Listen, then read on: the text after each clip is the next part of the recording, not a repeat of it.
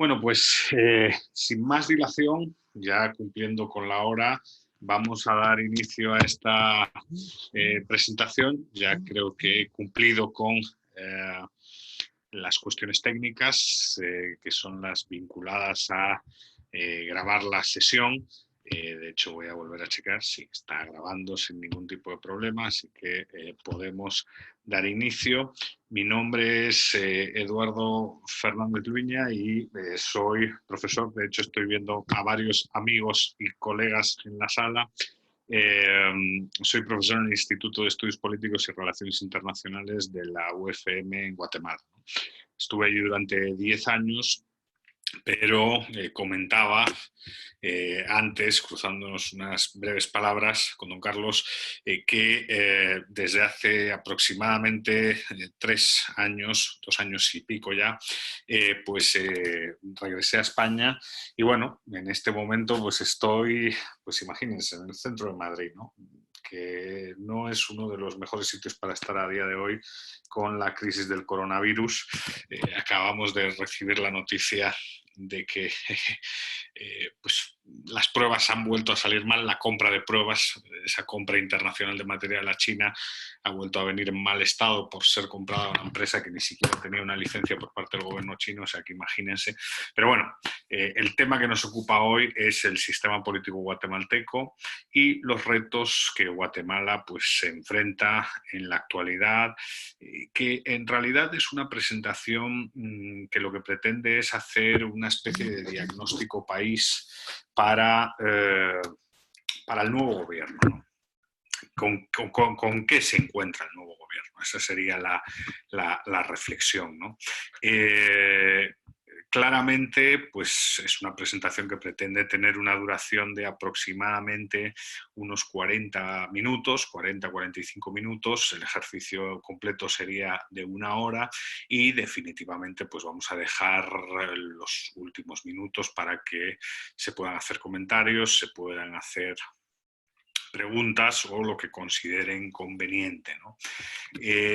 Como saben, pues el nuevo gobierno inicia legislatura en una situación definitivamente compleja, pero para quizás presentar todo correctamente, lo primero que tendríamos que mostrar sería la situación económica en la que más o menos se encuentra el país en la actualidad.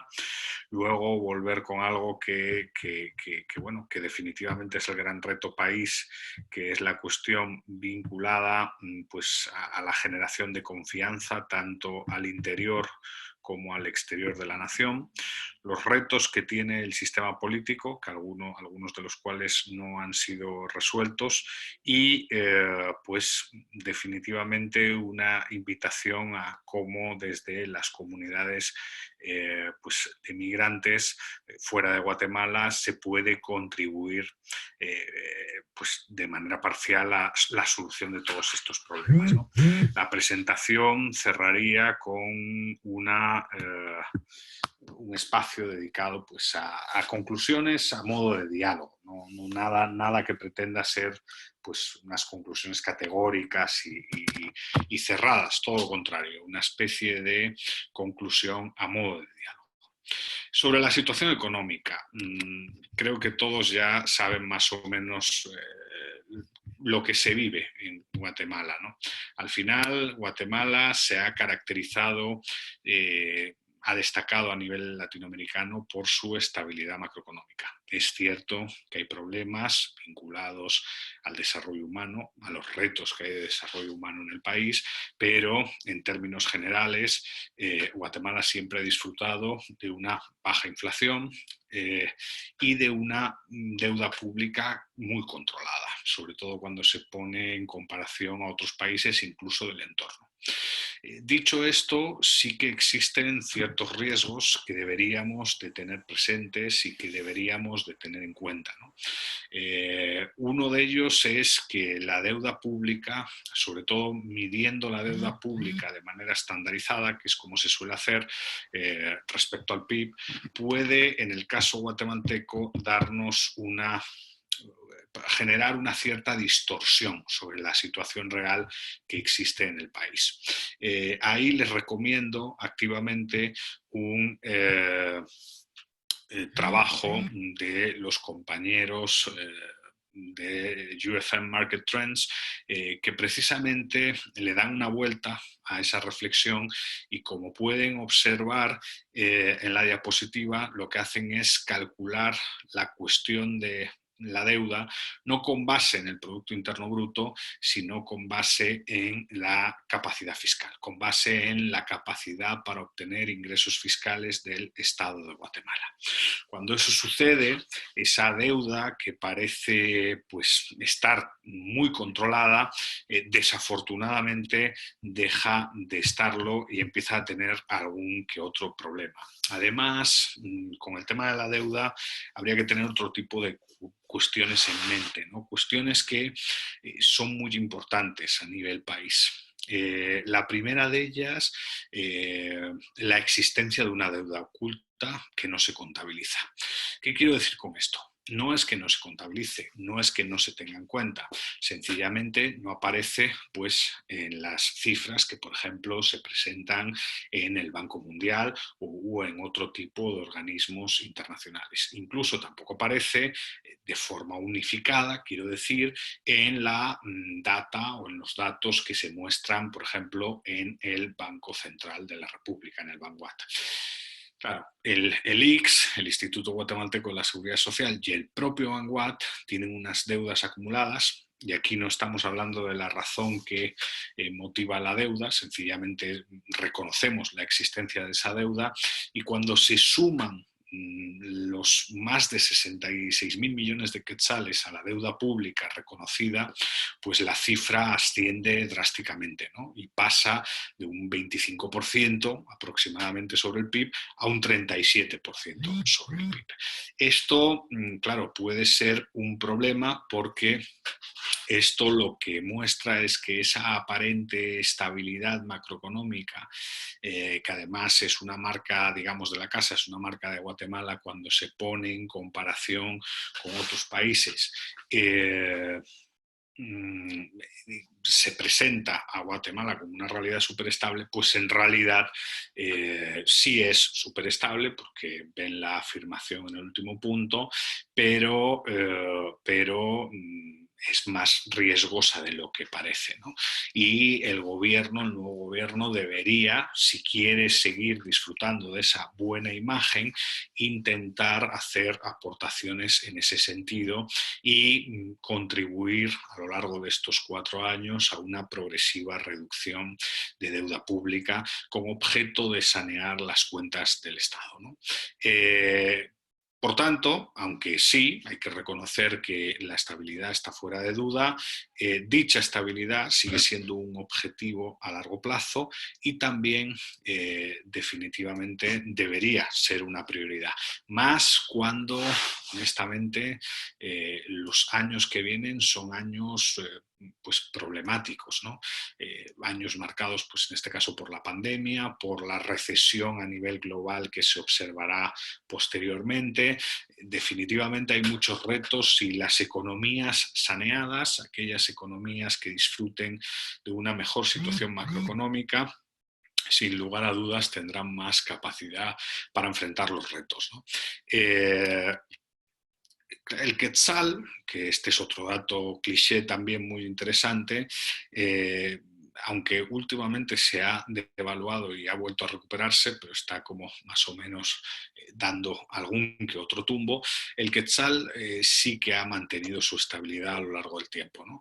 Esto es una cifra, esto es una gráfica con una serie temporal muy corta, pero la idea es básicamente mostrar que el quetzal guatemalteco, pues en relación a un gran número de monedas existentes en el ámbito latinoamericano, pues es una de las monedas más respetables, ¿no?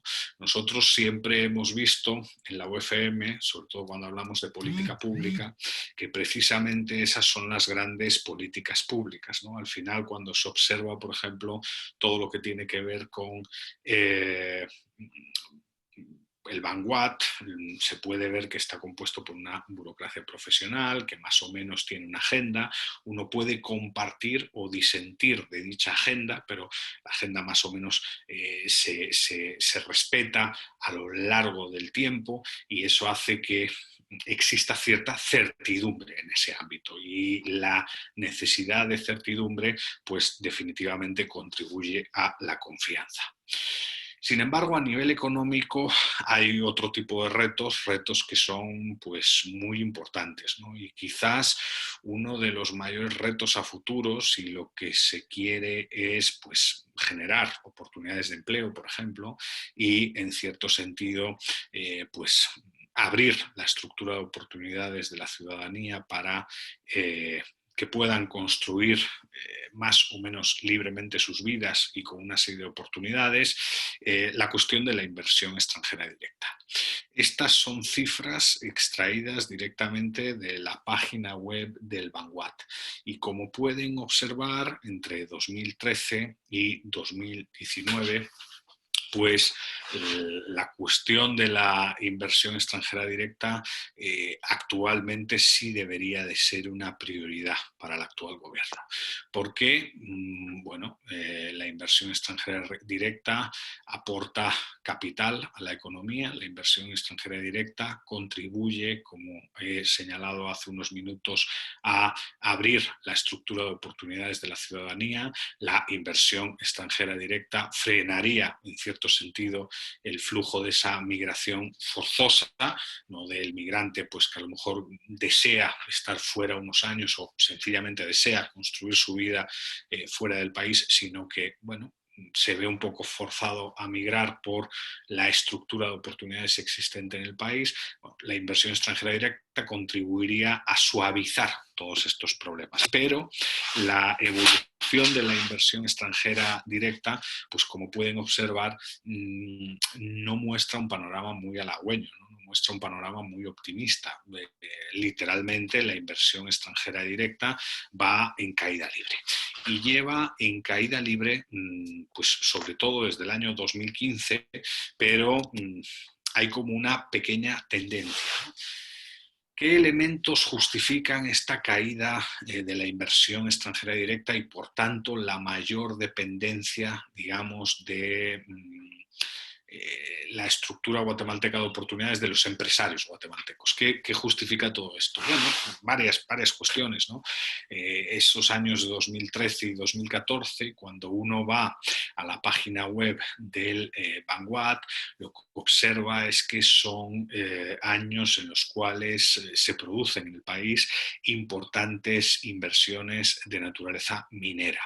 Pero, como algunos de ustedes saben, por parte de las instituciones guatemaltecas ha existido, se ha observado cierta hostilidad, sobre todo por parte de las Cortes, hacia las inversiones mineras, y eso pues obviamente ha contribuido a que la inversión extranjera directa pues progresivamente se vaya reduciendo, ¿no?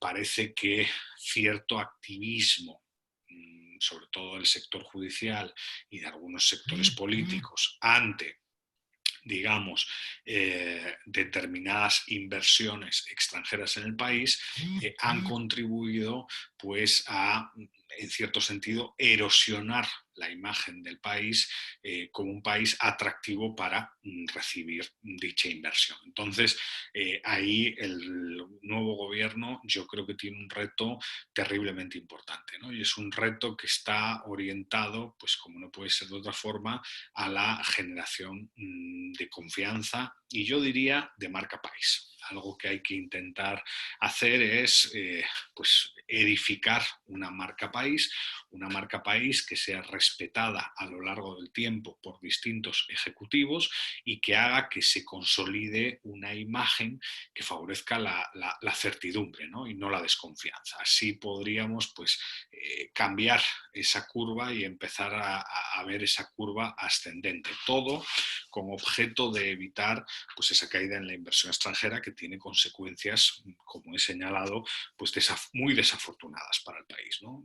No se puede depender, más en un mundo globalizado, no se puede depender constantemente de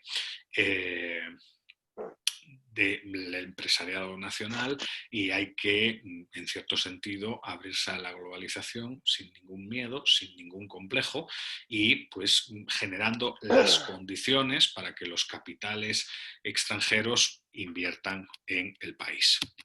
Esa curva, por tanto, definitivamente es uno de los grandes retos y debería de ser modificada o parcialmente modificada a lo largo del tiempo.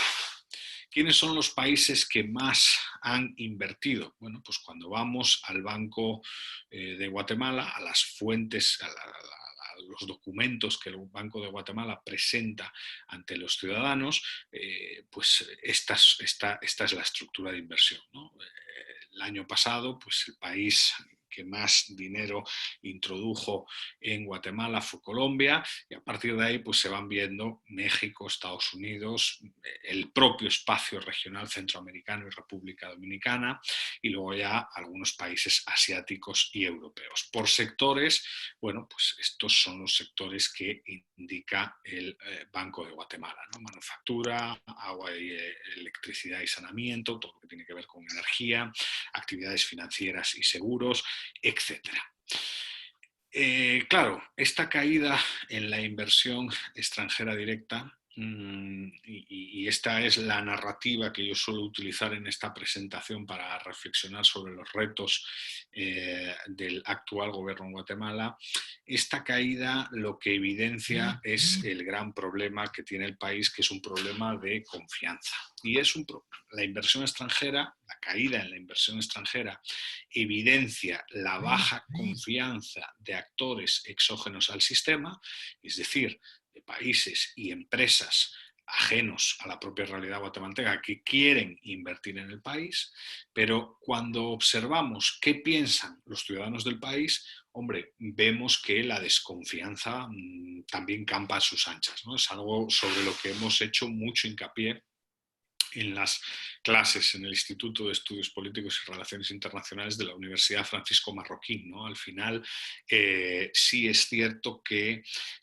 eso que se ve en la economía, esa caída en la inversión extranjera directa, que es una evidencia más o menos clara de la desconfianza que desafortunadamente existe alrededor del país por parte de inversores extranjeros, se comprueba también cuando preguntamos directamente a los guatemaltecos, ¿no? Y es que los datos a lo largo del tiempo, no estamos hablando de series cortas de tiempo, estamos hablando de amplias series de tiempo, los datos evidencian que la ciudadanía guatemalteca desconfía de sus instituciones, ¿no? Y claro, esto nos orienta o debería orientar al actual gobierno, que yo creo que tiene pues por lo menos una buena actitud y muchas ganas, o eso parece, esa es la imagen que dan, y yo creo que esa es la imagen que hay que dar, pero el punto es, hay que modificar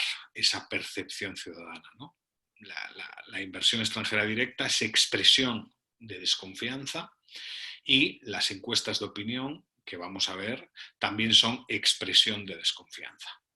Entonces creo que uniendo las dos cosas, uniendo variables de naturaleza sociológica, resultado de la opinión de la ciudadanía a la que se le pregunta en libertad y viendo la cuestión económica, resultado de flujos de inversión extranjeros, lo que podemos concluir es que hay un reto prioritario que se debe de ejecutar a través de una serie de políticas públicas, que ya veremos qué políticas públicas creo yo que son esenciales, pero que evidentemente el diagnóstico es bastante claro, ¿no? Al final, la gran palabra es una palabra vinculada a la confianza. Guatemala tiene que ser capaz de generar confianza. Y el problema que existe en la actualidad es que vivimos en un mundo marcado por la desconfianza, ¿no? Eso representa un reto, pero al mismo tiempo, desde mi punto de vista, representa también una gran oportunidad. ¿Por qué? Porque en el fondo el hecho de que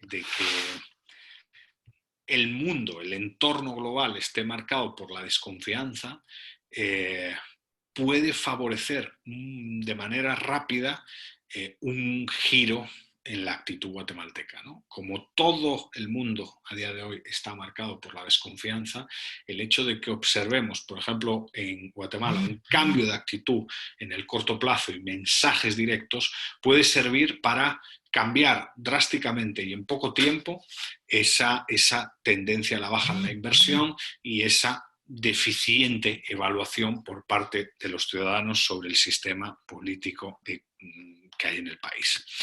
Cuando se observan las preguntas institucionales, o sea, que no vean, digamos, y esto era lo que quería señalar, no consideren que la situación actual es una situación, pues quizás un callejón sin salida, ¿no? Una situación de la cual no se puede salir. Yo vería la actual situación como una oportunidad si se hacen las cosas bien. Las crisis es cierto que duelen, es cierto que afectan profundamente pues al sistema de creencias de los individuos y a los principios y valores que se defienden desde las instituciones de la sociedad civil y desde el Estado, pero también representan una oportunidad, ¿no? La crisis puede ser una especie de ventana de oportunidad para salir reforzados. Y aquellos que lo hagan bien, pues definitivamente saldrán reforzados, generarán confianza al exterior. Yo creo que a día de hoy el mapa europeo es un mapa desolado también por la desconfianza, perspectiva comparada. No sé cómo están las cuestiones en Estados Unidos, pero imagino que los niveles de desconfianza han subido y más con estos mensajes un poco erráticos que se han enviado desde el gobierno, pues resultado de la crisis del coronavirus.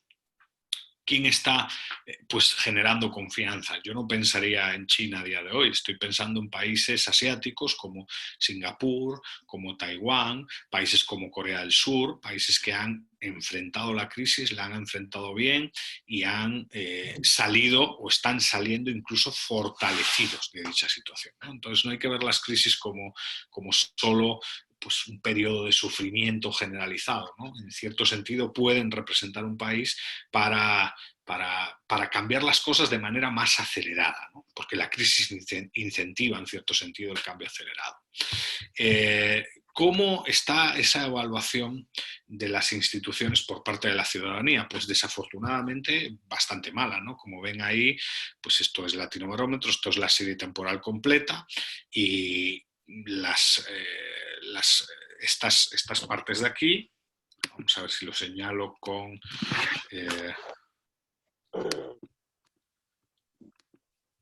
estas dos líneas, las dos líneas superiores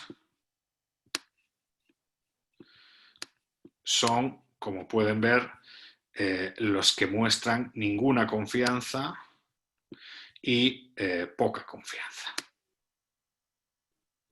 O sea, un porcentaje importantísimo de la población guatemalteca no se fía de ninguna manera de la institución legislativa. Cuando vamos viendo el resto de instituciones, lo que observamos es un poco lo mismo, ¿no? Esta es la misma serie temporal, pero respecto al gobierno de la nación. Bueno, pues el mismo mapa, o ninguna confianza, poca confianza. Y además, a pesar de los picos que se ven en la gráfica en distintos años, por ejemplo, ven que quizás la última parte del gobierno de Portillo, en este caso, pues fue una máquina de generar desconfianza, pero a pesar de los cambios y de los picos, hombre, la tendencia es bastante clara, ¿no? La tendencia es una tendencia de, en general, la gente no se fía del poder ejecutivo, en general, la gente no se fía del poder legislativo y además hay buenas razones para no fiarse. Con el poder judicial, pues la cosa cambia. No sé si lo han podido percibir, pero evidentemente los porcentajes de desencanto absoluto con la institución judicial son más bajos. De hecho, si se fijan, tanto para el Congreso como para el Gobierno de la Nación, la línea de ninguna confianza suele ser mayor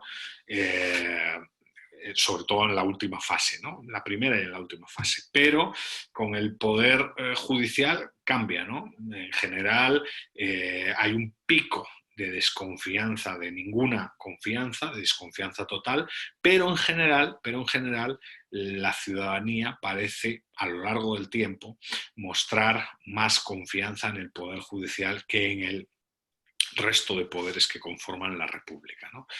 Algo que siempre discutimos con los estudiantes, y es muy curioso y muy interesante, es que, por ejemplo, la institución pues, sociológica de la confianza interpersonal, el hecho de creer en el vecino, el hecho de pues confiar en el desconocido, pues desafortunadamente también muestra unos datos complicados en Guatemala, ¿no?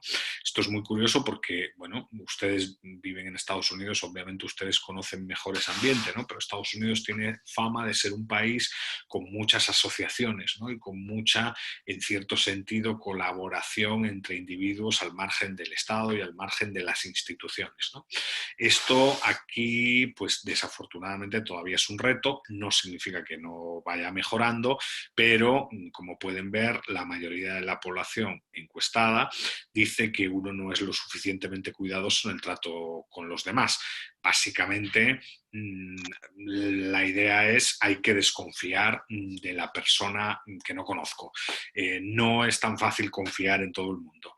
Y como ven, la respuesta de se puede confiar en la mayoría de las personas, pues apenas llega al 20% en el año 2018. Ese es un reto porque evidentemente nosotros creemos que el capital social existente en una sociedad contribuye al desarrollo país y, bueno, queda mucho por hacer desde la sociedad civil, ¿no? Yo creo que ahí las comunidades migrantes evidentemente son máquinas de fortalecer sociedad civil desde mi punto de vista. Esto ya no es un reto tanto quizás del gobierno como de los propios actores que forman parte de la sociedad civil. A día de hoy, las comunidades migrantes a lo largo y ancho de todo el mundo suelen caracterizarse por cooperar con sus sociedades. Y esa cooperación pues no solo se traduce en ayuda económica, aunque una gran parte se traduce en ayuda económica, también se traduce en otro tipo de cuestiones, divulgación de ideas, formación, conexión sobre oportunidades de trabajo, conexión sobre distintas oportunidades de acceso a servicios básicos, por ejemplo, salud u otras cuestiones. Las comunidades migrantes suelen tener un rol muy importante a la hora de generar confianza interpersonal. Tanto cuando están en el país ya formalizadas como cuando regresan a su país y aportan nuevas ideas a su país, ¿no? Esto es bastante interesante porque, claro, los problemas no solo se resuelven a través del Estado, ¿no? Muchas veces, si en esta situación en la que nos encontramos, con la crisis global del coronavirus, todo el mundo le pide al Estado que haga cosas, ¿no? Pero obviamente el Estado tiene que hacer cosas, tiene que proveer determinados servicios y llevar a cabo determinadas acciones, pero deberíamos pensar un poco más allá, ¿no? También hay una serie de obligaciones de parte de la sociedad civil y esas obligaciones pues deberían de ser respetadas y cumplidas. Y ahí pues tenemos ciertos retos también. ¿Dónde hay mucha confianza en Guatemala? Pues evidentemente en el entorno familiar y en el entorno de las amistades. O sea, todo lo que tiene que ver con el afecto, no estrictamente con la confianza interpersonal con aquel que no conozco, sino con el afecto, con el hecho de, bueno, estar en relación con mis familiares o con mis amigos, ahí sí hay evidentemente mucha confianza. Pero también hay mucha confianza, y es algo que sorprende a los estudiantes, en la cuestión de la Iglesia.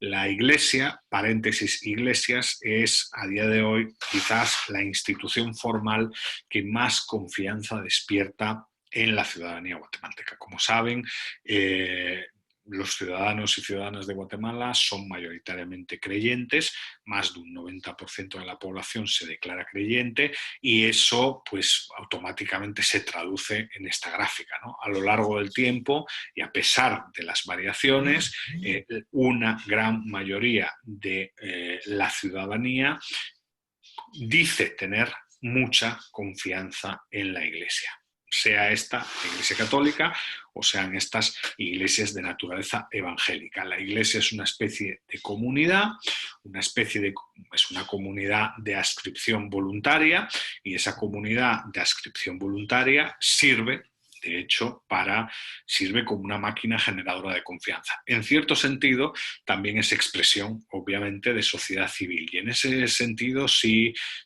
que Guatemala es muy fuerte, ¿no? Porque las iglesias están bastante organizadas, tienen un sinfín de actividades y se suelen activar para participar en acciones de todo tipo, solidarias, de formación, etcétera. ¿Qué políticas públicas habría que enfrentar con este mapa, ¿no? Bueno, ya hemos reflexionado sobre los elementos que se observaban en el tema económico, seguir con ese control de la deuda pública, que puede ser un problema, seguir con la preocupación por mantener más o menos domada a la inflación, entre un 3 y un 5% interanualmente, para no afectar al poder adquisitivo de los guatemaltecos ni afectar, obviamente, a sus ahorros. Por ejemplo, devaluación del quetzal podría traer cosas, yo creo, podría ser dramática para un gran número de familias, porque un gran número de familias tienen sus ahorros y tienen sus pensiones, por ejemplo, en quetzales. Entonces, lo ideal sería pues, mantener ese poder adquisitivo y esa estabilidad del quetzal. Pero, dicho esto, además de los retos existentes en el campo de la economía, hay otro tipo de retos que habría que afrontar.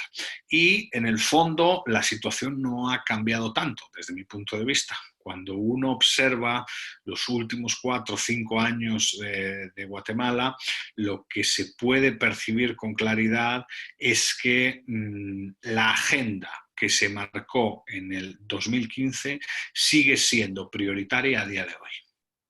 Es decir, en el 2015, como saben, con la caída de Otto Pérez Molina, con el problema de la CICIG, con el gobierno de Jimmy Morales, con todo lo que sucedió en esos años que, como han podido ver en la economía, tuvieron un impacto dramático en la inversión extranjera directa, porque contribuyeron a una caída brutal de la misma. Se definieron unas líneas de acción generales. No hubo propuestas concretas o no hubo propuestas concretas en todos los ámbitos, pero sí se señaló qué prioridades existían en el país y por dónde había que ir para mejorar la situación institucional y con ello la calidad de la democracia guatemalteca. Creo que esos retos que se discutieron en el año 2015, en aquellos meses, en aquella segunda mitad del año 2015, siguen muy presentes a día de hoy y definitivamente tienen que ser pues, reformulados, ¿no? ¿Qué retos son esos? Bueno, pues el primero, quizás, la ley de compras y contrataciones del Estado de Guatemala. Sí ha sido reformada, pero todos somos conscientes, todos aquellos que nos interesa el estudio del sistema político guatemalteco, que pues el sistema de compras y contrataciones del Estado de Guatemala, a pesar de los esfuerzos por mejorarlo, sigue siendo una fuente de problemas y sigue siendo potencialmente una fuente de corrupción. Entonces, en ese sentido, hay que esforzarse por, desde distintas partes, con objeto de contrastar sencillamente ideas, proponer alternativas para mejorar esa ley de compras y contrataciones del Estado de Guatemala. Otro de los grandes retos que se detectó clarísimamente en 2015 y que es fundamental, es una reforma pues, del Poder Judicial. Como saben, el Poder Judicial depende de ese proceso de comisiones de postulación y depende de la reflexión de esas listas en el Congreso de la República, ¿no? Y los jueces, sobre todo los jueces, obviamente no los jueces de paz y digamos los jueces de menor rango, sino los jueces de mayor rango, magistraturas, pues básicamente tienen que cada 5 años someterse ante el poder político, ¿no? Por decirlo de una forma moderada. Evidentemente, eso desvirtúa la función judicial, ¿no? Porque en el fondo aquí hay un debate interesante que es si queremos tener un poder judicial vinculado a tomadores de decisión política o si queremos tener un poder judicial independiente y dueño de su destino. Y hay que hacer una aclaración. El hecho de tener un poder judicial independiente y dueño de su destino no significa que no vaya a existir corrupción. Significa que se va a profundizar en la división de poderes, pero esa división de poderes puede traer, pues, quizás alguna cuestión de corrupción, ¿no? Aquí estamos hablando también muchas veces de subóptimos, ¿no? O sea, de situaciones que lo que pretenden es mejorar parcialmente el statu quo, pero evidentemente no construir la perfección, porque en el mundo social y político dicha perfección pues es casi imposible de lograr. Ahora bien, el gobierno debería de tener una opinión al respecto, el gobierno debería de tener un plan sobre esta cuestión y debería de abrir un debate sobre esta cuestión también a futuro. La reforma de la ley electoral es otra de las grandes, pues, leyes que, resultado del 2015, fue reformada a través del famoso decreto 26/2016, pero la reforma para muchos es insuficiente y ahorita pues se está abriendo otro periodo de reflexión para ver por dónde se le puede entrar a la ley, ¿no?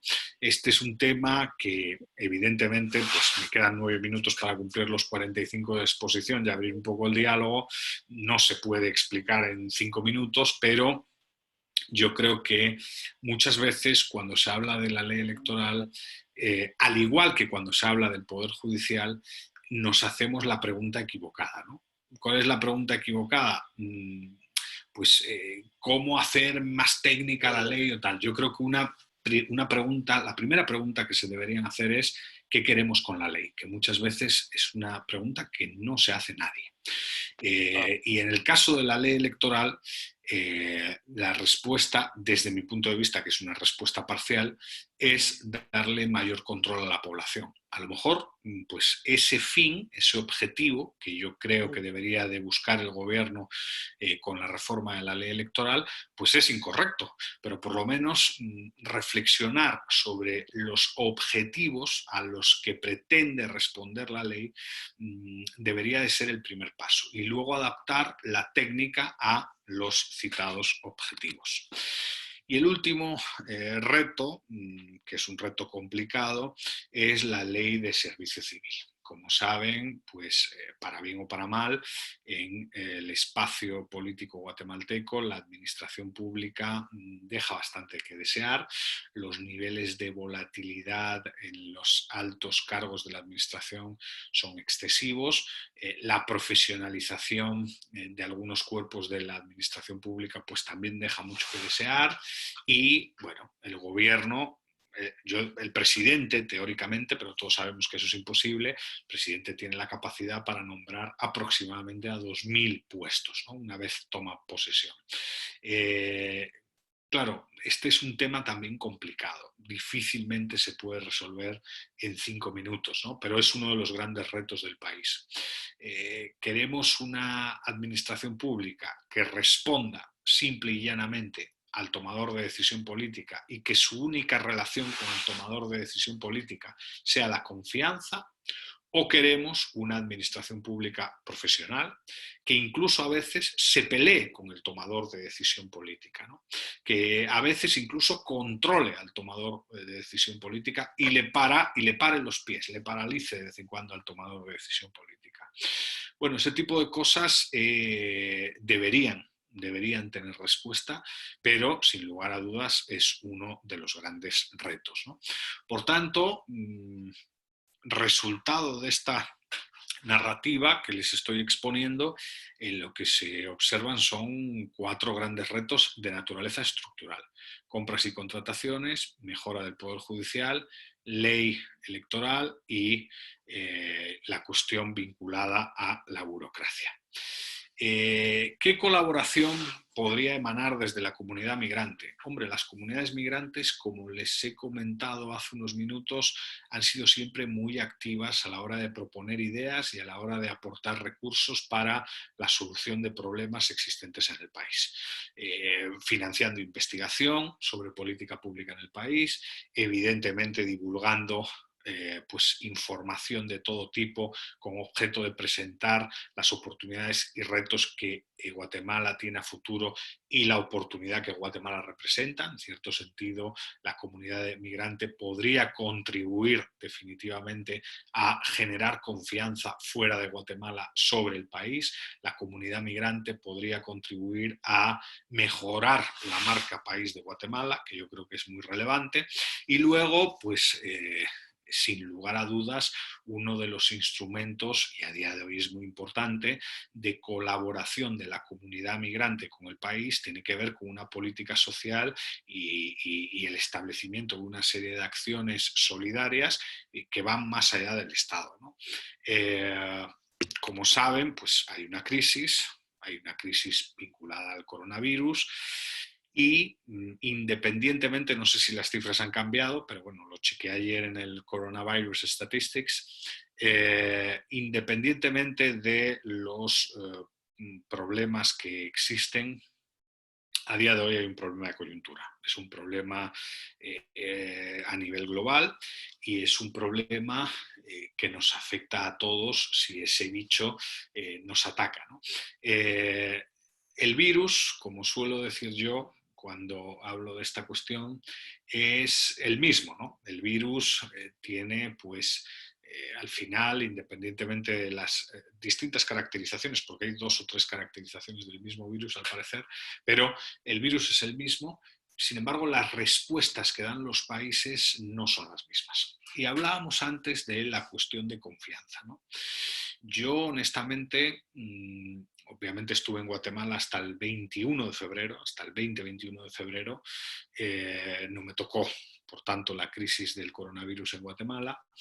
Pero lo que he podido percibir es que el gobierno siempre y en todo momento ha intentado mandar un mensaje de confianza. O sea, mientras que pues hemos diagnosticado a lo largo de estos 40-42 minutos de presentación que el gran problema de Guatemala es la confianza, este gobierno parece haber entendido el mensaje.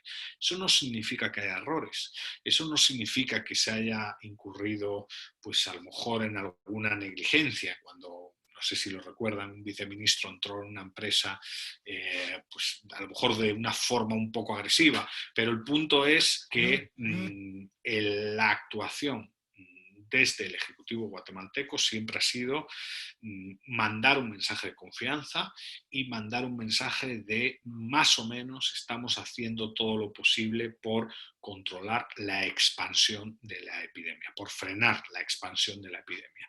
Y a pesar de nuestros limitados recursos, porque obviamente ni el número de médicos por cada 1.000 habitantes es el adecuado, ni el número de personal de enfermería por cada 1.000 habitantes es el adecuado, ni obviamente el número de camas por cada 100.000 habitantes es el adecuado, y tampoco, desafortunadamente, el número de UCIs, ¿no? De unidades de cuidado intensivo, tampoco es el adecuado.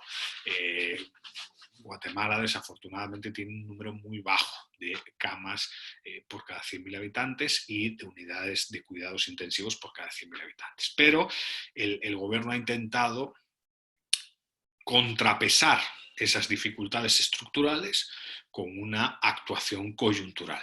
Y esa actuación coyuntural tiene un marcado carácter preventivo: restricción de la migración, restricción de vuelos, control en aeropuertos de temperatura, luego habilitación de un hospital para cuarentenas y primeros enfermos, construcción de 2 hospitales de campaña, quizás ya haya más. Al final, el gobierno ha hecho creo yo, esa es mi opinión subjetiva, lo que ha podido, y en perspectiva comparada, porque esto solo se puede hacer en perspectiva comparada, creo que lo ha hecho bastante bien. Yo lo comparo con lo que sucede en España, un país con muchos más recursos dedicados a la sanidad, un país con muchos más médicos por cada 1.000 habitantes, es el 20º país con más médicos por cada 1.000 habitantes, y a día de hoy la cifra de fallecidos es de 9.000 muertos, de 9.000 muertos. En Guatemala, por lo que informa el gobierno, a lo mejor el gobierno está mintiendo, y si está mintiendo y se descubre, pues todo lo que estamos diciendo aquí se caerá por su propio peso, y ese mensaje de confianza pues desembocará desafortunadamente en una aún mayor desconfianza, o sea, la situación empeorará, pero por el momento parece que el número de fallecidos y los controles que se han puesto en práctica pues han sido más o menos eficaces. ¿Hay retos? Claro que hay retos. Retos que tienen que ver con capacidad de reacción. ¿Por qué digo capacidad de reacción? Porque evidentemente este tipo de crisis difícilmente son predecibles. O sea, algo que se está discutiendo en varios países es, bueno, tenemos poca infraestructura para hacer frente al problema. Claro, en definitiva, se trata de una epidemia, ¿no? Y cuando ya llega la epidemia, toda infraestructura es poca. Porque la epidemia, por su propia definición, rebalsa los sistemas sanitarios, hace que los sistemas sanitarios trabajen al límite, al 110, 120%. Entonces, cuando ya la tienes enfrente, lo único que tienes que tener es capacidad de reacción. ¿Qué instrumentos sirven para la capacidad de reacción? Bueno, creo que en el corto plazo, en el cortísimo plazo, los 3 que se indican ahí. Y creo que ahí pues hay un reto importante para el actual gobierno, ¿no? Realización de pruebas masivas, que todos sabemos que hasta el momento no se han hecho pruebas masivas. Las pruebas masivas y de digamos, corta duración son fundamentales para identificar y trazar la enfermedad, dónde está y dónde no está. Por ejemplo, en España eso ha sido uno de los grandes problemas. El gobierno ha comprado 5 millones de pruebas y no están funcionando, entonces pues es un drama, pero el punto es que las ha comprado tarde, las ha comprado cuando ya había más de 5.000, 6.000 muertos. En Guatemala, con base en las cifras existentes en la actualidad, se podría responder a eso. Luego la compra de respiradores y, obviamente, el tercer punto, que me parece un punto central, es todo lo que tiene que ver con EPIs, equipos de protección individual. ¿Por qué? Porque esto no solo afecta a, digamos, la ciudadanía, afecta al personal que enfrenta la amenaza. Y el personal que enfrenta la amenaza, muchas veces, resultado del desabastecimiento, quizás no tenga los equipos de protección individual necesarios para ser eficaces en la lucha contra el coronavirus. Entonces, a corto plazo, a pesar de que las medidas que ha tomado Guatemala creo que son correctas y creo que en perspectiva comparada, repito, lo ha hecho bien, relativamente bien, si tomamos los recursos que hay y si tomamos la gravedad de la amenaza y si tomamos cómo está viviendo y sufriendo en el resto del mundo esta crisis del coronavirus, pues creo que lo de Guatemala es, pues, para los recursos que tiene, la acción ha sido adaptada a los recursos que tiene y creo que ha sido adaptada adecuadamente. Puede ser criticable, puede haber errores, pero definitivamente se ha hecho mucho mejor que en un gran número de países a lo largo y ancho del planeta. Ahora, eso no significa que no haya retos. Tienes que tener retos para cuando venga de verdad la amenaza, porque será una cuestión de tiempo. Aquí de lo que se está hablando es de ganarle tiempo, ¿no? ¿Y qué se necesitan? Pues creo que esos tres elementos. Para tener esos 3 elementos y no caer en un problema de desabastecimiento, pues yo soy partidario de descentralizar compras y todo este tipo de cuestiones. Hay bastante debate con esto, pero creo que el punto de política pública es clarísimo. ¿Necesitamos pruebas masivas? Pues ¿cuál es el mejor instrumento para que las pruebas lleguen al país y para que no haya un desabastecimiento de pruebas en el país? ¿Cuál es el mejor mecanismo para habiendo dinero, y el país evidentemente se puede endeudar a corto un poquito más para hacer frente a este tipo de crisis, comprar respiradores. Pero el punto es que no haya desabastecimiento de respiradores. Y sobre todo, con objeto de proteger a los sanitarios, que en este tipo de crisis son los que se dejan la piel peleando con el virus, ¿cuál es el mejor instrumento para proteger a los sanitarios? Necesitamos las famosas máscaras que están haciendo empresas con 3D en la actualidad, necesitamos las mascarillas, necesitamos buzos, necesitamos guantes, necesitamos una serie de material desechable en algunas situaciones, o sea, debe ser comprado en cantidades ingentes, en cantidades importantes, y cuál es el mejor instrumento para importar eso. Entonces, aquí de lo que se trata es facilitar donaciones, por supuesto, facilitar importación, si hay algún tipo de arancel, pues automáticamente eliminar los aranceles. En algunos países se están eliminando aranceles a la importación de este tipo de materiales para agilizar la entrada de estas cuestiones, y obviamente pues la comunidad migrante, en función de su capacidad económica, podría también participar, si se tolerase la descentralización, pues haciendo donaciones con alguna de estas cuestiones, ¿no? Por ahí irían los retos a corto plazo, porque al final lo que hemos hablado durante gran parte de la sesión son cuestiones estructurales, de marca país, de, digamos, reforma en el largo plazo, pero esta crisis, la crisis del coronavirus, es una crisis de coyuntura, de corto plazo, que obviamente, pues como les decía hace unos minutos, de lo que se trata es de ganarle tiempo antes de que el número de fallecidos desafortunadamente comienza a crecer dramáticamente, ¿no? Por ahora, pues eso afortunadamente no está sucediendo, o sea que parece existir tiempo, ¿no?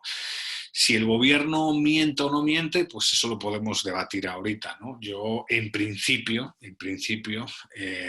ya hasta el momento, creo que hay buenas razones para más o menos creer al gobierno. Ser escéptico, es decir, hay subregistros, seguro, pero es que también hay subregistros en España, ¿eh? O sea, no piensen que en España o en Estados Unidos o en Italia o en cualquier otro país no hay subregistros con este problema.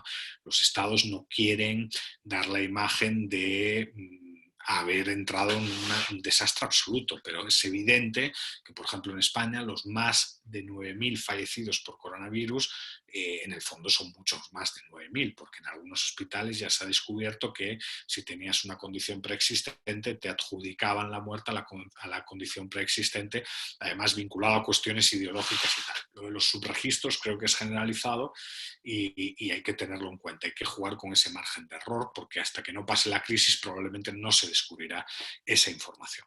Bueno, con todo esto he acabado la presentación y, como les decía, pues tenemos 10 minutos para discutir tranquilamente, ¿no? Estoy viendo que hay en el chat, no sé si preguntas o comentarios. Sí. Claro, efectivamente, los comentarios de Marvin me parecen muy interesantes. Yo sí creo que pues se le debería de dar más espacio al migrante, definitivamente, más espacio y más capacidad para, bueno, pues formalizarse como asociación y efectivamente interactuar, ¿no? Sí. Hola. Usted no sé quién es porque no le veo el nombre, pero sí, por favor. ¿Yo? Sí, sí, Manuel. sí. Mi nombre es Manuel. Manuel. Sí, sí, Manuel. Saludos. Mucho gusto. Dentro del análisis que estaba realizando, obvió un punto muy importante, que es que la economía guatemalteca se sostiene por la remesa. Desde el año 2000, posterior a la firma de los acuerdos de paz, la reducción del Estado ha llevado a aumentar la migración. Por lo tanto, las políticas de incentivo macroeconómico que existe para el empresariado, pues solo ha servido a despilfarrar el dinero. Eh, por ejemplo, usted de hoy en el Banco de Guatemala está comprando el dólar a 7.69, tipo oficial. Un banco privado como el Banco Industrial compra a 7.55 y vende a 7.80. Pero ese excedente que hay que sacar del mercado tiene que ir al Banco de Guatemala. Ese dinero, y pongo el ejemplo desde el año 2000, la compra constante de parte del Banco de Guatemala no le ha generado ninguna ganancia. usted no va a tener una empresa si va a perder. Y desde el año 2000, el Estado de Guatemala ha estado manteniendo el tipo de dólar sin obtener nada a cambio. Por el contrario, los únicos que se han beneficiado ha sido el sector privado, que son los que manejan las divisas. Al mes de enero, febrero, no lo puede traspasar por Acapulco. A enero se tuvo un ingreso de 838 1.610.4 millones de dólares. Hay una curva ascendente. Usted mete todos los datos de las remesas del Banco de Guatemala, siempre hay un pico ascendente. Quiere decir que la economía, por más que tratemos de mantener estas políticas macroeconómicas que benefician, en teoría, a la estabilidad económica, esa, ese goteo nunca llega a la gente. Entonces hay que empezar a cambiar por eso. Y es de extrañar que con el gobierno actual, teniendo a alguien que ha dirigido al CACIF, se mantengan erróneamente las mismas políticas. En términos empresariales, esa empresa no sirve, hay que cerrar Banco de Guatemala y dejar que realmente el mercado maneje las divisas. De nada nos sirve tener un dólar de 7.60 si por el otro lado la inflación está siendo manejada por los que generan los mismos productos en el país. Entonces es una inconstancia. Y la otra cuestión, ningún país, usted que conoce muy bien tu patria, Europa, ningún país ha logrado el nivel de desarrollo por medio de productos terciarios, si no tiene acceso a la industrialización. Pensar que el modelo de extracción minero en Guatemala va a generar desarrollo es mentira. Vamos a seguir bajo el mismo patrón económico eh, que está América Latina. Hoy lo puede ver usted perfectamente. La Comunidad de Madrid, yo vivo en Cataluña, la Comunidad de Madrid ha colapsado al haber permitido el gobierno de turno, que ha sido el PP por más de 10 años, brindar el servicio de asistencia pública a los privados. En comparación, que también Cataluña lo ha sufrido con los INDEPES y el señor Artur Mas y Convergencia y después Just per sí, ha sido menos porque se ha mantenido el sistema de salud pública. Entonces, hoy están en debate esos dos modelos. Nuevamente, ¿verdad? Sí, sí, no, no, esto es muy interesante lo que comenta. Yo efectivamente, sobre el tema del Banco de Guatemala, que me parece muy relevante, mi visión, las remesas son clave, evidentemente, son el sostén del país. Todo es un punto importantísimo. Ahora, uno de los retos que tiene el país, y yo creo que la política monetaria, gran parte del problema es haber hecho política monetaria, por ejemplo, para favorecer exportadores en determinado momento. Ese tipo de política monetaria para favorecer a determinados grupos de presión, yo creo que hay que criticarlo duramente como sociedad civil, efectivamente. Debería de estar desvinculado de grupos de presión. Pero yo no le adjudicaría la culpa al mercado, ¿no? Precisamente le adjudicaría la culpa a la limitación del mercado. Por ejemplo, en Guatemala, cuando se observa el índice de libertad económica, ya sea el producido por Fraser o el producido por Heritage, las posiciones de Guatemala en una serie de tiempo históricas, pues son complicadas, ¿no? De hecho, creo que a día de hoy todavía está en la posición 60 y pico, ¿no? Entonces, ¿qué quiero decir con esto? Que al final mucha gente habla de que la situación de Guatemala, los retos que tiene Guatemala, por ejemplo, en cuanto a estructura de oportunidades laborales, en cuanto a indicadores de desarrollo, son culpa de un capitalismo salvaje, y no creo que sea culpa de un capitalismo salvaje, o sea, es culpa de precisamente lo contrario, una política histórica de a lo mejor beneficiar a determinados grupos, pero no de generar competencia real, no de generar libre competencia. En vez de, o sea, la competencia de verdad, desafortunadamente, no existe. Otro tema que ha comentado muy interesante es lo de la minería. Y también le doy la razón, porque en el fondo aquí nadie dice que un país se desarrolle solo por la minería, efectivamente. O sea, yo estoy en contra, porque además hay un problema de costo social vinculado a la contaminación, vinculado a la modificación de costumbres en determinadas comunidades. Habría que tener otra fórmula para interactuar con la minería. Por ejemplo, que las comunidades locales pudiesen opinar sobre la inversión minera, ¿no?, en su territorio, por ejemplo. Es una cosa que yo veo razonable, ¿no?, y una lógica de descentralización. Ahora, dicho esto, el hecho de atacar tanto la inversión minera manda unos titulares de periódico, manda unos mensajes fuera, como decir, bueno, parece que aquí hay cierta agresividad a la inversión. Y ahí hay países latinoamericanos, usted mismo ponía el ejemplo, que lo han gestionado mejor y que incluso han sido capaces de aprovechar la inversión minera de manera más eficaz, ¿no? Estoy pensando en Perú, por ejemplo, que lleva 20 años creciendo. Estoy pensando por momentos en Chile, ¿no? Que incluso hay cierta diversificación de la economía chilena, pero originalmente era un país minero. Entonces, no digo porque efectivamente estoy con usted, no digo que la minería sea una fuente, el maná, una fuente de desarrollo absoluta, pero el hecho de atacarla tan agresivamente manda un mensaje problemático, si lo que buscamos es inversión. Y sobre el último punto, que es un punto, ese sí ya ideológico, los otros dos son más técnicos, pero el de la Comunidad de Madrid y Cataluña, ese sí es ideológico. O sea, camas por habitante, sí es cierto que las camas por habitante y las unidades de cuidados intensivos por habitante se han reducido. Ahora, el número de médicos no ha dejado de crecer, no ha dejado de crecer. Y hoy mismo, bueno, pero no vamos a entrar en ese debate porque el tema es Guatemala, eso lo tenemos que hablar por móvil, usted y yo, si quiere, por chat, pero hoy mismo la Organización Mundial de la Salud ha dicho que el hospital que se ha montado en el IFEMA es un hospital ejemplar, mucho mejor que lo que se ha utilizado en China o en otros países. En tiempo récord y de la mano de la Comunidad de Madrid, pues porque como sabe, pues no hay precisamente mucha ayuda del gobierno central. Hay otra pregunta. Es de Guillermo Castillo, Edu. Sí. Sí, Guillermo. Adelante, Guillermo.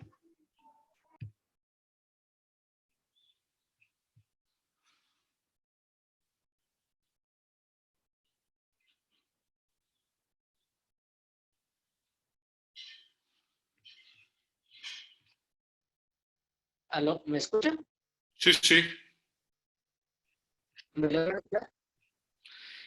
Fíjate, Guillermo, Okay. que le Muchas gracias. escucho. Muy fino por la fineza y la disposición. Fíjese, Guillermo, que le escucho un poco entrecortado. Ok, déjenme ver. ¿Me escucha ahora mejor? Sí, probemos, sí. ¿Me escuchan mejor? Sí, ahora sí, ahora sí. Bien, primero agradeciendo, ahora sí, agradeciendo la fineza que tiene de la exposición que nos ha planteado, y yo le saludo desde Ohio, en Estados Unidos, y efectivamente la idea nuestra es empezar a generar un diálogo entre el sector privado, entre la parte de la academia en tanques de pensamiento, que nos permita encontrar soluciones al fenómeno de migrantes y economía. Ahorita actualmente estoy planteando el tema de la remesa ausente, que es básicamente la reactivación económica del migrante y familiar del migrante. En ese sentido, está orientado a que los migrantes estamos viendo la falta de liquidez por lo menos durante 1 a 3 meses derivado de la cuestión de coronavirus en Estados Unidos. Sin embargo, no es que no exista capacidad de pago, porque la existe y va a existir. Pero para que el sector financiero en Guatemala otorgue un crédito blando de que sea pagadero en un año o 6 meses a un año con una tasa de interés relativamente blanda de $1,500 a $2,000. Eso permitiría que el familiar del migrante tenga una remesa continua de $500 aproximadamente en promedio al mes, sin tener que el migrante tener la soga en el cuello, pues está siendo enfrentado al tema del coronavirus, más el tema de buscar empleo en estas condiciones bajo altos riesgos de seguridad de salud.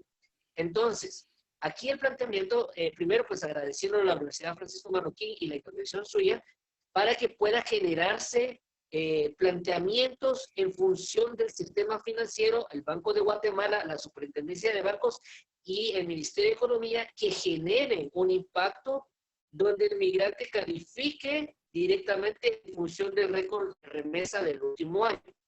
Eso es algo, un crédito rápido, un crédito blando, y no estamos hablando de cuestiones regaladas. Tenemos que también plantear desde la universidad, ver al migrante como un activo contable. Ya no solo pensar en la remesa, sino verlo como un socio estratégico en las alianzas que pueden haber, incluso público-privadas, también con el sector privado. Entonces tendríamos que hablar de la conexión del CACIF, Fundesa, Marroquín con los migrantes, viendo y entendiendo que el migrante tiene una plaza física en Estados Unidos y puede ser, así como lo decía, el tema de la venta de marca país, pero no solo para turismo, sino también para otros negocios y venderles productos a otras culturas que pueden ser así, chinos, mexicanos. O sea, no pensemos en venderle a guatemaltecos, pensemos en venderle a 325 millones de personas que hay en Estados Unidos. Entonces, en esa función, tal vez darle, quizá invitarlo a reflexionar que en las distintas dinámicas y soluciones que se planteen en la Universidad Francisco Marroquín, como en el sector privado, vayan orientadas a incluir al migrante en las decisiones político-económicas y invitarlos a ser parte de los tanques de pensamiento para brindar soluciones que permitan el crecimiento del sector privado al país y también a los migrantes y familiares de migrantes, ¿verdad? Entonces, primero, pues agradeciendo la fineza de su tiempo. Sé que también hay algunas intervenciones de Marvin Otsoy y de Iralia. Marvin Otsoy está en Nevada, entonces tal vez se querrá intervenir, pero le dejo esa reflexión y le agradezco muy finamente que nos haya podido brindar este diálogo, y pues esperamos que pues este sea el primero de muchos diálogos que se inicien con la Universidad Marroquí. No, pues don Guillermo, y pues suscribo todas sus palabras. De hecho, efectivamente sería muy interesante cooperar mano a mano con objeto de generar propuestas e ideas, efectivamente, para incluir definitivamente a la comunidad migrante a la hora de pues, proponer soluciones a los retos que tiene el país, ¿no? Y a mejorar también la imagen del país, por supuesto. Hay más intervenciones. Hay una pregunta de Irene. Perfecto. Hola Edu, saludos desde Inglaterra. Buenas, buenas, Irene. Una preguntita. Estaban hablando de las políticas como más atracción de inversión extranjera directa, marca país, cambios en la reforma del sistema de compras y contrataciones del Estado, que pues entendemos que son muy importantes para Guatemala y sobre todo para la economía a largo plazo. Para generar esta confianza de la que estamos hablando, obviamente entendiendo que el gobierno pues dura 4 años, necesitamos políticas que muestren resultados un poco cortoplacistas de alguna forma, porque si no la confianza no se va a terminar de generar. ¿Qué propuestas de políticas propondría usted? Hombre, yo en el ámbito económico creo que, bueno, el mayor, claro, lo que pasa es que me vas a decir típica opinión de la Marroquín, ¿no? Pero efectivamente creo plenamente en ella. Yo en el ámbito económico, estrictamente a corto plazo, lo que haría pues sería simplificar el comercio, simplificar la estructura arancelaria e incluso creo que también sería muy interesante a corto plazo profundizar en todo lo que tiene que ver con la integración regional, ¿no? Al final yo sí he comprado pues el apoyo del presidente antes de que explotase la crisis económica de favorecer más un mercado único centroamericano, ¿no? Entonces eso serían quizás las primeras medidas, las medidas más a corto plazo, ¿no? Pero como bien dices, efectivamente, claro, esas leyes... Yo sé que el impacto se medirá a medio plazo o a medio y largo plazo, pero el hecho... Dani Rodrik, que no es precisamente un economista liberal, siempre lo utilizamos en la clase, dice que la actitud para defender la reforma es tan importante como el contenido de la reforma, ¿no? Y muchas veces aquí de lo que se trata es de construir una coalición que vaya más allá estrictamente del Ejecutivo, y eso es una habilidad que debe tener el Ejecutivo, porque al final una política pública depende de la voluntad política, o sea, no solo es una cuestión de evidencia empírica y no solo es una cuestión de capacidad por parte de la administración, también hay un tercer ingrediente que es la voluntad, y esa voluntad tiene que ser una voluntad coaligada, ¿no? Entonces, si se manda un mensaje, pues evidentemente resultado de un acuerdo y de un consenso entre varios actores políticos que comparten una agenda, en este caso pro flexibilidad y simplificación del mercado, pro integración regional, probablemente los actores exógenos al sistema perciban ese mensaje con mayor confianza, ¿no? Pero claro, esto es un riesgo. Yo lo que señalaba en la presentación, y creo que es importante, es que hay una ventana de oportunidad. La crisis representa una ventana de oportunidad. A día de hoy, la desconfianza no es solo una cuestión que afecta a Guatemala, la desconfianza es generalizada. Me consta que en Inglaterra hay un entorno de desconfianza en la actualidad. Ayer mismo estuve con gente del Institute of Economic Affairs y me dijeron unas cosas que yo me quedé un poco alucinado de cómo el gobierno está gestionando lo del coronavirus y el pequeño caos que hay allí. Estuve con gente el sábado en la conferencia del Juan de Mariana de Alemania y claro, al final, ¿cuál es la diferencia entre un país como Alemania y un país como el Reino Unido? Que las decisiones en Alemania son decisiones que generan mucha confianza. ¿Y por qué generan mucha confianza? Porque actores más allá del gobierno las apoyan y las compran también y asumen corresponsabilidad. Entonces, un poco yo comparto esa lógica un poco de Rodrik, ¿no? Si de verdad el gobierno tiene aliados y nos creemos la progresiva liberalización del país, pues hagámoslo. Si de verdad el gobierno tiene aliados y nos creemos que se puede construir un mercado único centroamericano de verdad, pues mandemos el mensaje, pero mandemos el mensaje no solo desde el Ejecutivo, sino desde actores más allá del Ejecutivo, porque si solo se envían desde el Ejecutivo, el escepticismo puede ser la característica que marque todo, ¿no? Ignacio Ochoa tiene una pregunta. Adelante, Ignacio. Gracias, desde San Francisco. A ver, ¿dónde tengo que bajar? Se le escucha bien, Ignacio. Muy bien, gracias. Ay, tiene realidad, un poco de eco, no sé por qué, pero... voy a ver cómo le hago. El volumen. Ahora voy. Un segundito. Aquí está, ya. ¿Ahora sí? Sí, ya Muy sé, bien. perfecto. Bien, desde San Francisco, y entonces en la Bahía de San Francisco estamos agradecidos con este análisis que nos ha hecho. Yo creo que hay una forma de ver, pero por otro lado, habría que ver las encuestas, cómo fueron pasándose y con quiénes. Y entonces los resultados que yo veo, en cambio, son completamente diferentes en el tema del análisis. Latinobarómetro es bastante fiel en el sentido de que ellos van monitoreando constantemente el cómo se siente o no de confiado el guatemalteco frente a su estado, ¿verdad? Y lo del fortalecimiento de la sociedad civil, que usted señala muy bien, diciendo que, bueno, hay que fortalecerlo, pero además de eso depende la sociedad civil. Yo, mis experiencias para expresar un poco el tema de la sociedad civil, porque la he trabajado bastante en Guatemala y la he enseñado semanalmente desde el 2003 al 2019, en el sentido de la estructura de los consejos comunitarios de desarrollo. Esa estructura llega del desnivel más pequeño del gobierno, que es la municipalidad, hasta el nivel, digamos, más remoto, digamos. En el 2006 se identificaban 20,000 comunidades en Guatemala, en aquel momento 334 municipios. Después eso fue subiendo a 348 o 40 que ahora tenemos. En realidad, el efecto de la ley y la propuesta era en escrito muy bien, muy comprensible, a pesar de que tenía limitaciones y vacíos. Y los tiene, ¿verdad? Y aunque ha habido reformas.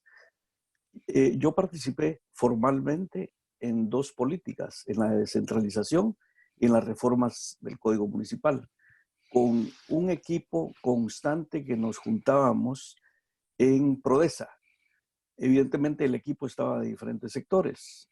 Y en el 2005 se creó la política y se fue entregando, se hizo una reforma 10 años después, sabiendo que nadie en Guatemala, cuando digo nadie lo exagero en el sentido de que no mi gente, no la gente en el entorno que estábamos trabajando, sino el pueblo en general nunca la conoció después de 10 años. Y 5 años después entra Jimmy Morales y se le entrega también a él un paquete para poder hablar de la política de descentralización. Algunas instituciones están semidescentralizadas, ¿verdad? Y poco a poco eso va caminando, ¿verdad? La gente ya no va a traer su licencia de conducir pues, a la ciudad, sino que va a su municipalidad y ahí tiene alguien que se la puede dar. Dentro de salud podemos ver un montón de ejemplos. Cultura igual, ¿verdad? ADESCA con toda la cuestión de la cultura y varios ministerios están ya avanzando con eso. Lo que explico en general, si creamos una política para cooperación con migrantes y todo, yo creo que aquí la clave sería ver cómo le ponemos económicamente pies al asunto, porque todas las políticas que se han creado desde el 2002 al 2016, diríamos, que son las que conozco, no tienen ni fondos ni tienen manera de caminar, de echarse a andar. Entonces, crear una política, eso implicaría crear una conciencia de que la cuestión cuesta, ¿verdad? ¿Y con quiénes se hace la política? Yo creo que lo que Guillermo dijo, muy excelente, es decir, ¿con quiénes? Y para poder invertir, que nos consideren como inversionistas, ¿verdad? Porque eso es lo que somos en el fondo. De municipio a municipio hay un montón de ejemplos y conozco muchos por propia experiencia. De hecho, hay todos unos esfuerzos, digamos, de espacios como estos en otros lugares. Por ejemplo, en Tijuana, en el Colegio La Frontera, está el Centro de Estudios Migratorios, que lo maneja un guatemalteco, ¿verdad? Manuel Ángel Castillo, y él trata toda la cuestión migratoria desde diferentes perspectivas. Los docentes o los académicos que van presentando sus investigaciones nos van indicando cómo y qué se puede hacer, ¿verdad? Porque la idea es qué buscamos para tener este tipo de diálogo. 1998 se dio el huracán Mitch. La experiencia aquí, al menos en Nueva Inglaterra, de todos los estados que conforman Nueva Inglaterra en Estados Unidos. Yo estaba ya entonces estudiando antropología médica en Boston University y entonces ahí recuerdo que fue una cuestión de que se volcó, no solo guatemaltecos, todos los latinoamericanos y norteamericanos, para poder ayudar. Está claro que los comités que se formaron y los esfuerzos que se hicieron tenían mucha confianza en la iglesia y la iglesia duplicó. Estamos hablando de todas las iglesias, no solo la católica, sino que también las evangélicas, cada uno de los migrantes va eligiendo, pero eran como las entidades y eso trajo experiencias y todo de organización. Luego, en el 2005 yo ya estuve en el Stan, el huracán Stan, en Pastores, en toda la parte de Zacatepeques, y realmente cuando la gente me decía, mire, no hay voluntarios, solo son extranjeros, mi experiencia es que yo tuve muchos, yo diría cientos de voluntarios guatemaltecos, ¿verdad? Profesionales, psicólogos, salud mental, gente que estaba pues descombrando junto con las brigadas. Lo curioso en ese momento del huracán Stan es que entre los voluntarios internacionales, la mayoría eran mujeres y no hombres. Y era bien curioso que los hombres guatemaltecos allá viendo todas las mujeres con sus hachas, piochas y todo descombrando, ¿verdad? En el 2010 se da el huracán Ágata y es otra forma de volcar, ¿verdad? El gobierno o los gobiernos entonces, ¿verdad? El problema es que teniendo una estructura, teniendo ciertas políticas de cohesión, de fortalecer a la sociedad civil, no aprovecha estos espacios. Por ejemplo, hoy que se decía, vamos a escoger gobernadores con Yamatei, ¿verdad? Y la propuesta es que la sociedad civil, que es la que legalmente propone una terna dentro del Consejo de Desarrollo Departamental, en esa terna pues la considere el presidente. Claro que él toma las decisiones, pero se supone que hay una estructura local, departamental, regional y nacional donde la gente conoce a sus vecinos. Pero cuando esto no se da como hecho y se ignora, entonces vemos a los gobernadores corruptos, a las alianzas que el gobierno dice, dando un mensaje por un lado, pero mira quién puso el gobernador y le podemos entonces sacar las historias a cada uno. Pero no por el sacárselas. La sociedad civil ha tenido, ya en el 2003 y 2005 decíamos que la única experiencia que estaba en el subconsciente de la población guatemalteca era las PAC, Patrullas de Autodefensa Civil. Era la única manera que a los ciudadanos se les metió en la cabeza de que eran los responsables de la seguridad. Y pareciera ser que el guatemalteco responde con pasamontañas, un garrote o un arma para poder ir creyendo que así se resuelve la seguridad. Y la seguridad no se resuelve así. Ya sabemos que limpiando un monte que esté en el camino o alumbrando el camino, ya con eso la seguridad funciona. Los niveles de confianza van según se trabaje y según se fortalezca la sociedad civil. En la población migrante tenemos, probablemente disentimos en algunas cosas y en algunas cosas cohesionamos. Yo creo que cada vez cohesionamos más. Yo he visto en 30 años, de los 40 en experiencia de migrantes, ¿verdad? Fui director del servicio Jesuitas Refugiados en Guatemala durante el tiempo de la guerra. Entonces me tocó repatriaciones de refugiados, estuve siempre con el tema migrante y bueno, veía las iniciativas que queríamos resolver para las poblaciones y la población va encontrando sus caminos. ¿Qué podemos hacer? Yo diría que este diálogo, llevarlo a un nivel de crear una política y decir, escuchar más las perspectivas. ¿Va? No es tanto que la crítica que se le hace a la Marroquín sea neoliberal y todo lo que se le quiera decir. No se trata de eso. Lo académico es un asunto muy puro en el sentido objetivo de cómo van las cosas y las inversiones cómo caminan y si la cuestión funciona. Pero en la medida que se distancia de la sociedad civil o se distancia de los pobres en ese sentido, para recuperar económicamente una cuestión rápida o se le ve al migrante solo como el que manda la remesa y se convierte eso en capital funcional allá, yo creo que ahí está el error, ¿verdad? Entonces yo siento que hay todo un interés, igual aquí en las universidades, de querer buscar fórmulas y hemos encontrado fórmulas que han funcionado. Lo que pasa es que son bloqueadas, porque una vez que le tocamos al capital, ¿verdad? O a los bancos, evidentemente todas esas iniciativas académicas que aquí se han puesto en práctica, puedo poner ejemplos de 15 años, se truncan porque siempre topan con el sistema y los que controlan el sistema. Entonces, para decirles pues que sí hay modelos bonitos y se pusieron en práctica, tanto en México, en Centroamérica se pusieron en práctica, pero no caminan.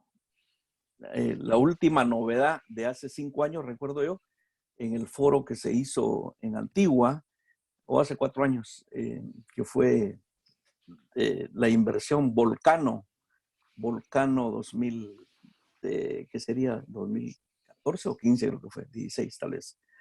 En ese sentido, lo pueden ver, ¿verdad? Son ideas innovadoras y todos los centroamericanos, aquellos que entienden del Bitcoin y la cadena de moneda electrónica, dijeron, pues miren, esta solución podría ser una fórmula para los migrantes, ¿verdad?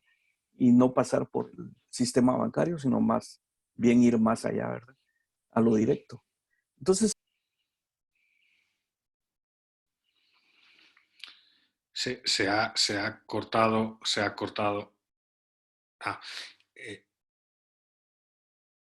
Lo han cortado. Vale.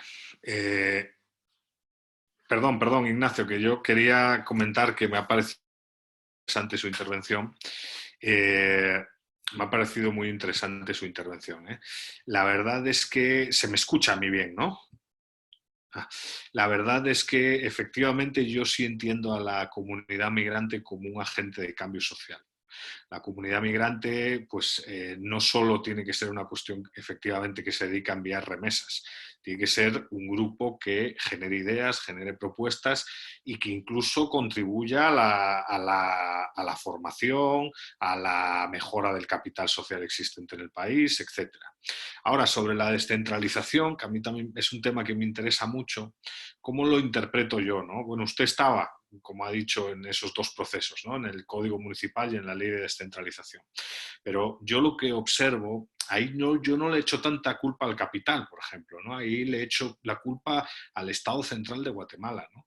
Es un problema incluso genético, ¿no? Constitucional, diría yo, ¿no? Cuando el 90% del dinero se lo queda central y el 10% se reparte entre los municipios, y cuando los instrumentos que se le dan a los municipios son insuficientes para que generen sus propios recursos y además la norma le impone un montón de funciones, pues claro, se genera lo que desafortunadamente sucede, ¿no? Gobiernos locales desafortunadamente muy débiles, incapaces de hacer frente a muchos retos y dependientes de lo que se decide en el gobierno central y del dinero que se reparte en el Congreso. Y eso yo lo veo pues claramente muy mal. Eso habría que cambiarlo, efectivamente. Habría que ser capaz de edificar actores de gobierno local más poderosos, ¿no? Se ve hasta incluso en la ley electoral, ¿no? ¿Por qué los comités cívicos no pueden mandar diputados, ¿no? ¿Por qué tiene que ir todo canalizado a través de un partido nacional, ¿no? Porque el sistema está pensado de manera muy centralista. En eso sí que yo creo que la identidad constitucional del sistema está fuera de toda duda, ¿no? Se ve es que el reparto de fondos es un poco obsceno, que el 90% se lo coma el gobierno central. Había más intervenciones, la verdad. No sé, Santi, no sé si si sabes de alguien más que quiera hablar.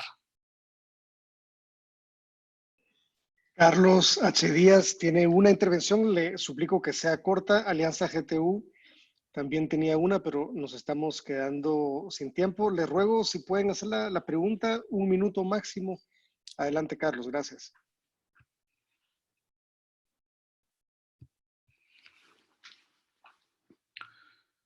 No, no le escucho a Carlos. No sé si le sucede a todo el mundo lo mismo. Hola, ¿qué tal? Muy buenas tardes. Ah, sí, ahora ya sí. Sí, perdón. Muchas gracias por esta información que está compartiendo y realmente es algo que nos hace falta como comunidad. Y muchos de los que estamos aquí ya nos conocemos y creo que hemos tenido la experiencia de querer intentar hacer algo como comunidad migrante, tratar de ser escuchados, pero lamentablemente siempre ha existido el monopolio, siempre ha existido las barreras y hay mucho talento migrante que se merecen la oportunidad de ser escuchados. Y lamentablemente muchos se autonombran líderes migrantes o voz de los migrantes. Y ahí es donde se pierde el enfoque de lo que realmente nosotros necesitamos. Creo que deberíamos de comenzar desde cero, como migrantes que somos, y poder darnos la oportunidad de trabajar para la gente, ¿verdad? Porque tiene razón, todo la fuerza migrante, del dinero que mandamos para Guatemala, lo que provocamos, los cambios que se provocan en Guatemala, son mal invertidos, porque únicamente se convierte en un gasto, no se convierte en una inversión. El dinero que se va de acá a Estados Unidos hacia Guatemala es para cubrir gastos básicos. Y si uno quiere invertir o uno quiere hacer o desarrollar algo en Guatemala, no hay dónde, no hay garantías, no hay una organización que vele por los derechos de los migrantes, como el tema de Conamigua, que es muy amplio y podríamos pasar toda la tarde hablando de ello, pero es algo que todos han obviado. Y sería interesante que siguiéramos haciendo este tipo de actividades y creo que aprendemos mucho y podemos compartir mucho. Muchas gracias. Yo creo que Gracias, Carlos, Hay una pregunta más, Edu, vale, perfecto. de Verónica. Ahorita encuentro a Verónica porque no... Listo. Adelante, Verónica.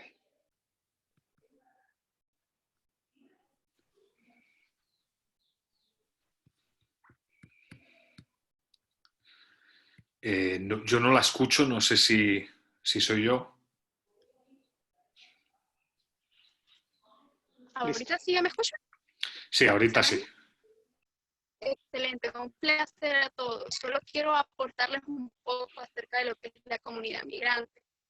Les saludo desde Honduras. Actualmente trabajamos en alianza con TIO, apoyando lo que es la comunidad de migrantes. Ahorita tenemos lo que es una alianza, ¿verdad? Para poder apoyar migrantes con lo que es la empresa privada. Ahorita estamos generando lo que es un proyecto con un banco de acá, que el cual lo que mencionaba el compañero hace unos instantes atrás, que se les dé seguridad. No se vean los migrantes como simples aportadores de divisas, sino que se puedan ver como socios, ¿verdad? El proyecto de Guillermo es muy interesante, por eso le estamos apoyando y gracias a todos por dar un participación.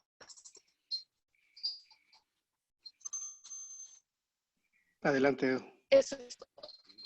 Yo, bueno, la verdad es que creo entender, yo sí creo que con ánimo de construir una narrativa alrededor de la capacidad de los migrantes, que obviamente es mucha y nadie lo duda, con base en lo que ha dicho Guillermo, con base en lo que ha comentado Carlos, con base en lo que ha comentado Ignacio, a lo mejor se podría aglutinar todo el paquete de ideas o de políticas públicas que desde la comunidad migrante se pueden generar a través de una marca, ¿no? Yo, como les decía, entiendo al migrante como un emprendedor, es un agente de cambio social, es una persona que definitivamente puede contribuir de manera muy positiva a el desarrollo de su propio país, aunque él ya viva pues fuera. Entonces, ese tipo de narrativas de vincular al migrante y de forzar el cambio de la narrativa, no ver al migrante, como se ha dicho aquí, como sencillamente una persona que envía dinero para ser gastado, sino como un actor que genera cambios sociales y cuyos cambios sociales tienen un impacto positivo, una especie de altruismo eficaz, que es un concepto que ahora también está como muy de moda, ¿no? O sea, hacer una labor de altruismo, pero esa labor de altruismo con programa técnico, ¿no? Como decía Ignacio, con cuestión, con un portafolio académico que sea medible, que se imponga objetivos y que tampoco tiene que inventar el agua azucarada, que sencillamente tiene que mostrar cosas que han funcionado, que podrían funcionar en el país, ¿no? Y luego a raíz de ahí, pues intentar obtener el reconocimiento político, claro, que sería el segundo paso, ¿no?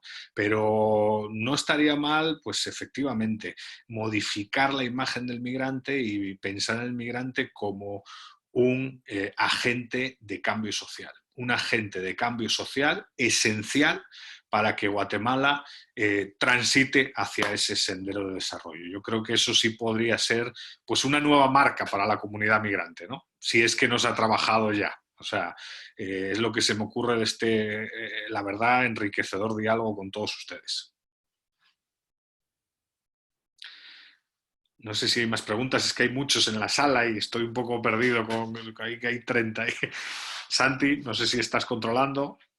No. Sí, son las 2:30 en punto. Vale, entonces vamos a finalizar ya y ojalá pues haya más oportunidades para volver a dialogar, ¿no? Yo creo que ha quedado bastante claro que desde la Universidad Francisco Marroquín y concretamente desde el Instituto de Estudios Políticos y Relaciones Internacionales, pues estamos encantados de abrir estos espacios de diálogo y de cooperación. Estamos a las órdenes. Por mi parte, pues nada más. Ha sido un verdadero placer charlar e intercambiar ideas con todos ustedes y ojalá que haya una próxima y muy pronto.